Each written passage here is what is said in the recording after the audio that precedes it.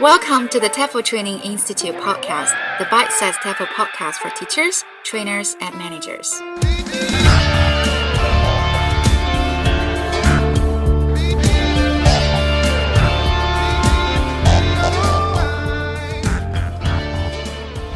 Hi everyone. Hello. A few weeks ago I was at a conference and it was teachers who taught young learners, and I went into this workshop that was about behaviour management, and one of the questions that came up during this workshop was, what do I do if my students keep speaking Chinese during English class? Can I guess what the suggested answers were? Oh, sure. One of them would be ask them stop speaking Chinese and try to use English only. Yeah? Or maybe have a system, and if any students from any team, and they will have some score Taken away? If they from- spoke Chinese? Yeah. Yeah, stuff like that, yeah. And then I put up my hand and I said, why do you care if they speak Chinese? Are you running a class that's about getting people not to speak Chinese, or are you running a class that's getting people to try and speak English? Yeah, maybe the teacher didn't understand what the students were talking about. Yeah, the maybe. teacher got frustrated. Maybe. So, today we're going to talk about using L1, students' first language in class. We've got 3 questions. 1, what are the arguments for using students' first language in class? What's the argument against using the first language in the classroom? And finally, we'll look at some activities that teachers can use that we feel are a good use of students' first language in class.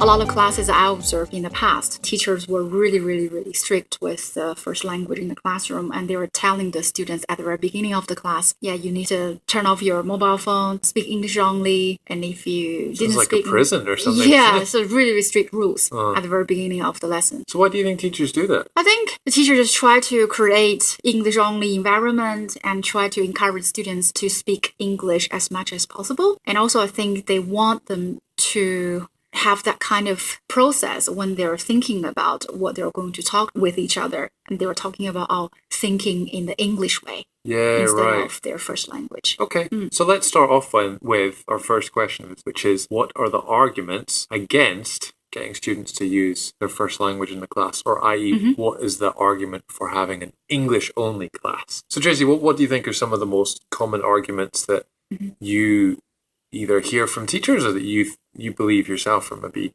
reasons why you want students to avoid using their first language and maybe only speak English in class? Okay, I think one point is if the students keep using the first language in the class and the teacher keep using the first language in the class, and the students always want to get the confirmation from the teacher, am I right or am I wrong? And then when they finish class, who can tell them if they're right or wrong? Oh, so it makes them really reliant on the teacher. Then. Yeah, exactly. I don't think it's really good for the learner autonomy. So they always need someone else next to them and tell them either right or wrong. Yeah, I think in a previous podcast I mentioned this thing about kids are kind of happy with ambiguity, happy not knowing what goes on in a language classroom, because kids in their everyday lives are used to not knowing what parents are talking about, or not really understanding entirely about what's being talked about on TV. So by forcing your students maybe to always be in an English environment, it's a way of getting them used to not always knowing what's going on and just sort of being happy to accept that they don't understand everything in the class.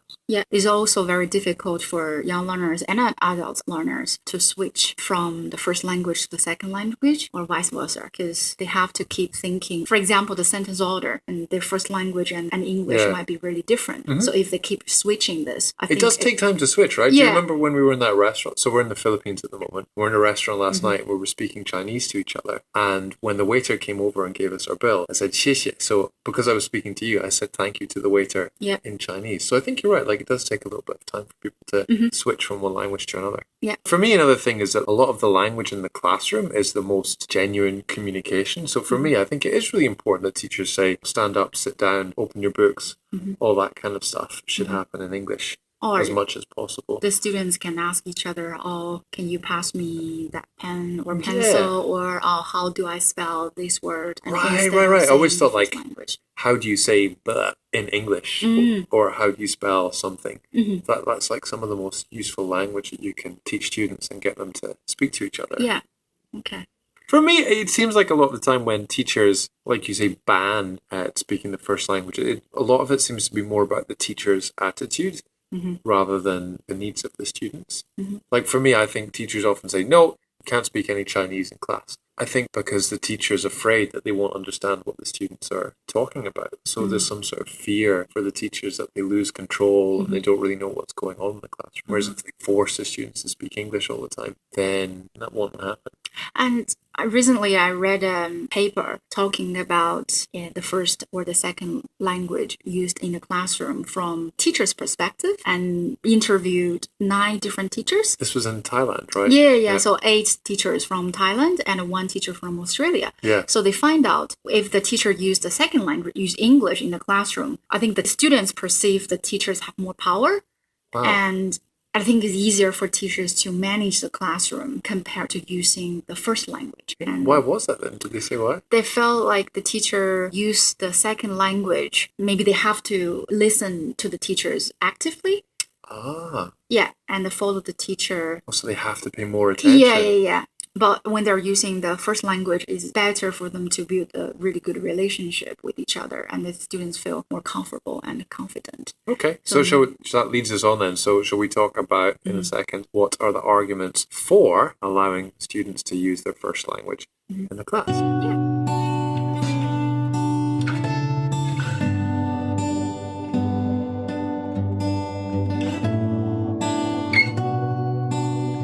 So what's your opinion about using the first language? I always say to people, your job is to get the students to speak English as much as possible. It's not to get students to use as little Chinese as possible. What's better, a class where students speak lots of English and lots of Chinese, or a class that's completely silent? Obviously, it's better to get students to speak lots of English, and if they have to speak some of their first language to do that, then so what? I don't think that's a problem. But then at least in China, I can speak Chinese, so I think that helps me feel more confident about sometimes letting the students discuss things in their first language. It's unrealistic for learners when they're learning the second language without any support, like translation or asking other students to help them to figure out either the language itself or the concept. Yeah.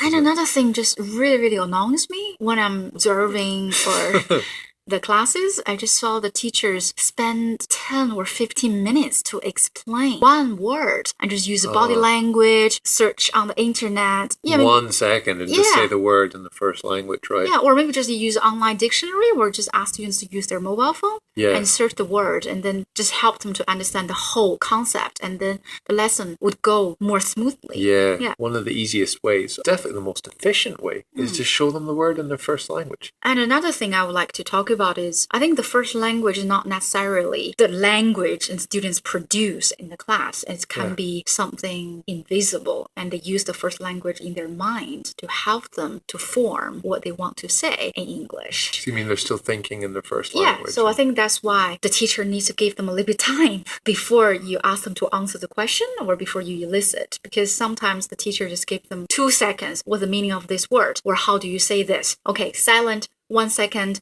nobody answers the question. Okay, the teacher gave them the answers. So you're saying that when teachers give students thinking time, they really are actually letting them use their first language, but in an invisible way. Yeah.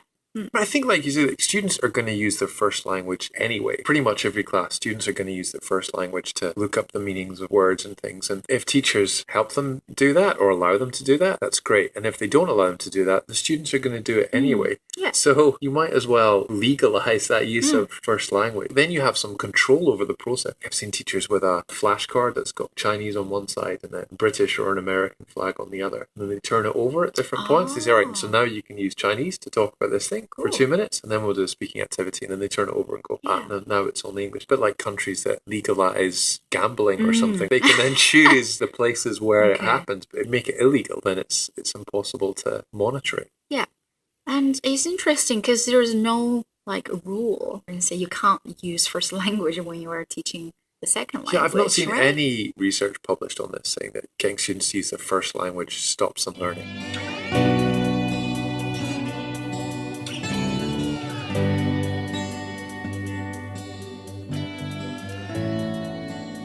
So let's talk about some examples of activities that we both think teachers can use in their classes that get students using their first language, that help them learn their second language. Yeah, my favorite one just use the first language in the wrap up. So this is at the very end of the class. Yeah, because usually the teacher wrap up the lesson. So I usually ask them to talk about what you learned today and what you unlearned compared to what you thought before the lesson, and also what kind of strategies they use, etc. And maybe there were some kind of expressions very difficult for them to express because especially for lower level or intermediate students, it's quite challenging for them to talk about what they unlearned, use English so they can talk to each other and find out what the gap was and what they learned from this lesson. I think it's a better way to ask the learners to reflect instead of the teacher asking one or two questions to concept check. Yeah, I think it's a little bit like the cognitive load that we spoke about on the previous podcast, where if you get the students to, if you really want them to reflect on learning and you force them to do it in English, the reflections probably aren't going to be as good or as interesting because they'll be concentrating on the language instead of actually concentrating on reflecting. Yeah. I don't know if it's because grammar translation has such a bad name, but I can speak English and Chinese, and I spend quite a lot of time translating stuff for people, or sometimes people send me things and they go, oh, I've tried to translate this from Chinese to English. Can you look and see if it's correct? So I think it's a really common thing for people who can speak a bit of a language to do. And sometimes I hear from kids, they went away to Europe with their parents, and then their parents got them to translate for them because the parents couldn't translate. And I'm sure when you were in Thailand with your mum, you spent a lot of time translating. So it's a really common thing to do with a second language. But how often do you actually see activities like this in the class? For me, not very often. Yeah. So something I like to do is take a simple role play that you might do, like buying something in a shop, but make it, here's one person, they can't speak English. You can speak to them only in the first language. Here's the shopkeeper, they can only speak English. You have to help them translate to buy something. And another thing, when they were completing an activity or task, for example, I remember they were talking about like a holiday plan. They try to spend a few minutes to figure out the names. Like Bali Dao, like what is that in English? Yeah, so I think for me, that's not useful way to spend time. Yeah, and I think it's more important to spend time talking to each other and negotiating and giving suggestions to each other, making suggestions to each other, and then they can use the language for negotiation or advice to each other rather than spending 5 minutes to figure out the name in English. I don't think that's important. Yeah. So one other activity that I've seen teachers use is at the end of the lesson, they get students to write down maybe one phrase that they've used in their first language and stick it in a hat, and then get different students to pick them out and try and translate them in a group, and then write some of the more useful ones on the board. So maybe if I've said to you, oh, can I borrow your pen? And I've said that in the first language, then at the very end of the class is kind of like, it's like a final wrap-up activity. The students translate some of these, and then they learn some of these things that they were saying to each other before in the first language, learn how to say them in their second language. Yeah. And for me, like that classroom language of, can I borrow a pen? Or what do you think? Or any of those things. What time does the class finish? Can I go to the toilet? It doesn't matter what the age is. I think that's like the most genuine communication that happens in the class. It's so great if we can help students change from using that in the first language to the second language.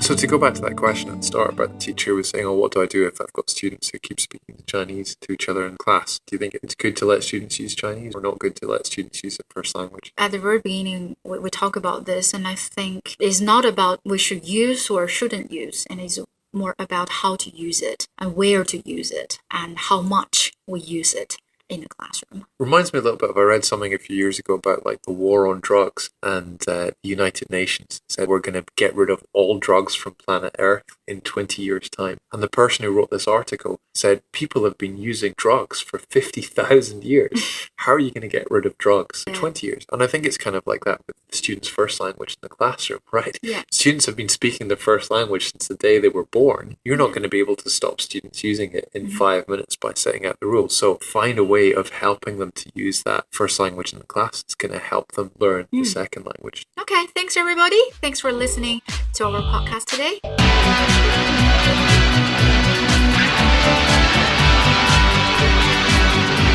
If you've got a question or a topic that you'd like us to discuss, send us an email or leave us a comment. If you'd like to listen to more podcasts, please visit our website www.tefltraininginstitute.com.